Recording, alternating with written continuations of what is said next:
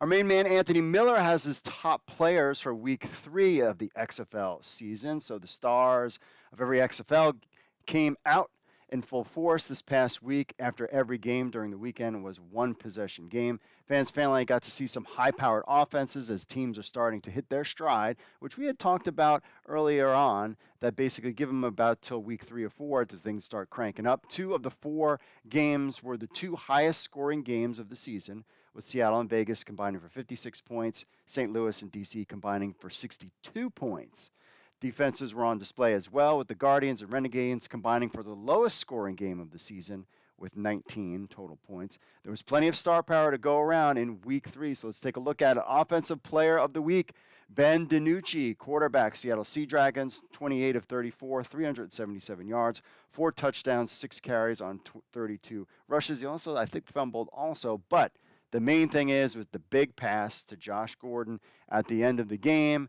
Ben DiNucci, we knew he was a guy. He just needed to kind of put it together. The late game heroics with the Seattle Sea Dragons, no doubt about it. He was the top guy of the week. Honorable mentions, Morgan Ellison, running back for the Sea Dragons, 18 carries for 103. He has a knee injury, so he could kind of be questionable going forward. And, of course, Josh Gordon, Sea Dragons, 6 catches, 118 yards, and 2 touchdowns. A must start in your DFS from now on. A.J. McCarron also played well, 26 of 42, 262 yards, 4 touchdowns. And his go-to guy in St. Louis, Hakeem Butler, wide receiver, St. Louis, 9 catches, 105 yards, 1 touchdown. Brandon Silvers, also a consistent guy. You can always have on your DFS. Houston Roughnecks, 24 of 35, 278 yards, and 3 touchdowns. Defensive player of the week, Davin Bellamy, defensive line, your DC Defenders, America's team, 5 tackles, 2 sacks, 2 tackles for a loss, and 1 forced fumble. Hey, what more could you ask for? Big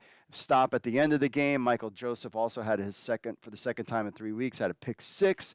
So the DC Defenders defense was rolling under Greg Williams, and he had the big game. Honorable mention, of course, Michael Joseph, 5 tackles, 1 interception for a touchdown. Is he going to do that again this weekend against the Vegas Vipers? Is he going to get another pick 6? Will Hill, safety for the Arlington Renegades, had 10 tackles, a half a sack, and 1 tackle for a loss.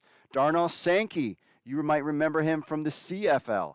Arlington Renegades, he had 8 tackles, a half a sack, 2 tackles for a loss. He was all over the field as well. Willie Harvey, linebacker for the Battlehawks, 6 tackles, 1 for a loss, and 1 forced fumble. And Ben DeLuca, a DB for the Battlehawks, 7 tackles and 2 fumble recoveries. Special teams player of the week, Darius Shepard. You should also look at him as potentially on the offensive side for the Battlehawks. 5 returns, 190 yards, 72-yard one. He almost took it to the house. So he played well. Honorable mentions, Marquette King, the Arlington Renegades, punts, 5 punts, 263 yards, 52.6 average. There was not a lot of scoring, so they needed to use him. Travis Johnson, San Antonio Brahmas, 4 returns for 120 yards with the 59 long.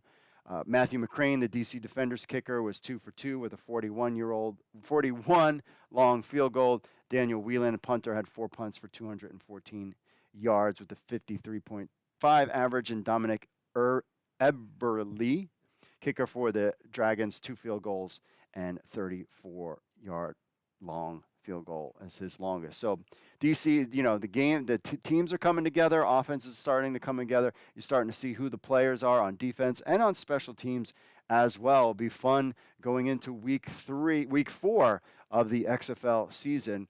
Now we're kind of seeing who are the dogs, who are the guys that we need to keep an eye on for the rest of the season.